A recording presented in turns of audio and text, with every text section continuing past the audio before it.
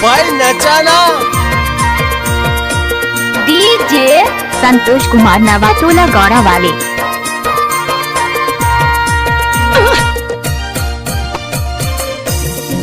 Nanda stadium गाना गावा हूँ तुला झंडा देवे मोला आपे जरूर छापेरामा।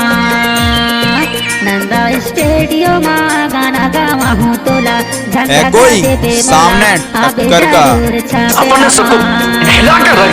आपे जरूर छापेरामा, आपे जरूर छापेरामा, आपे जरूर छापेरामा, आपे जरूर छापेरामा।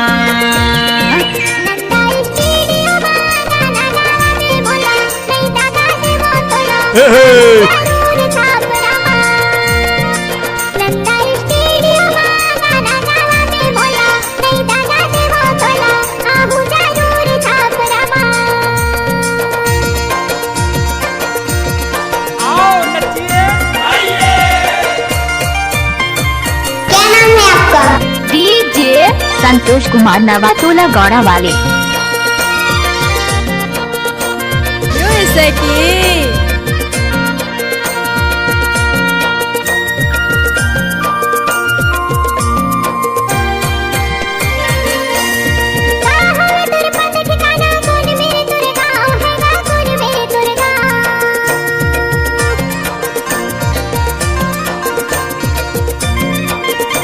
Danger remixer.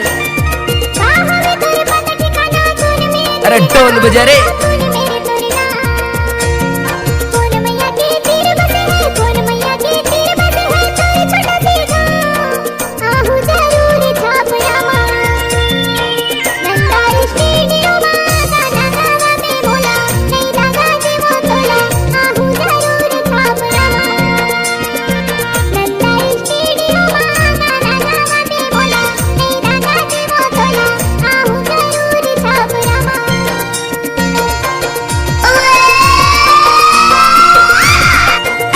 जा डीजे संतोष कुमार नवाटोला गौड़ा वाले। क्या डीजे तो सब बजाते हैं लेकिन हम बजाते हैं थोड़ा हटके, जो लगते हैं सबके दिलों में झटके।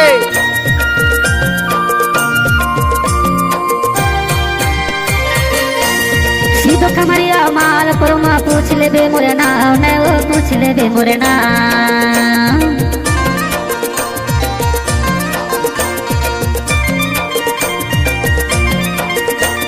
सीधो खमरिया माल परमा पूछ ले बे मोरे नाम ने वो पूछ ले बे मोरे नाम। मैया नरब तक तीर बसे है, मैया नरब तक तीर बसे है और छोटे से गाँव आबे जरूर छापेरामा। बीच में ना बोल। नंदा स्टेडियम गाना गावा हूँ तुला झंडा दे दे मोला आबे जरूर छापेरामा। हमको कुछ बोले क्या? नंदा स्टेडियम गाना गावा हूँ तुला झंडा दे दे मोला आबे जरूर छापेरामा।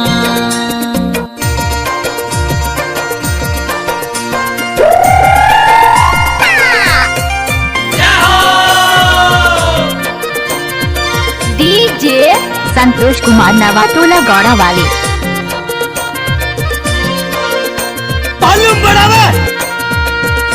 ये गाना तो नाचने लायक है।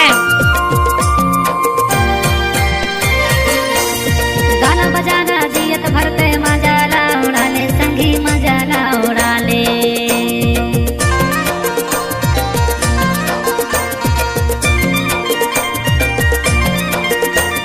गाना बजाना जियत भरते मजाला उड़ाले संगी मजाला उड़ाले।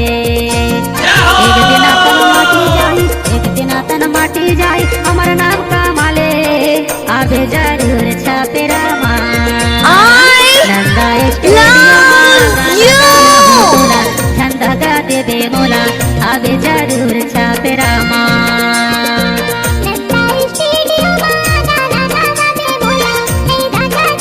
अरे जा जा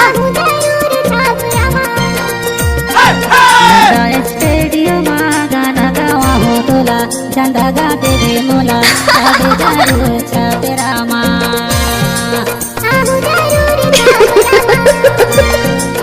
आबे जरूर छापेरामा।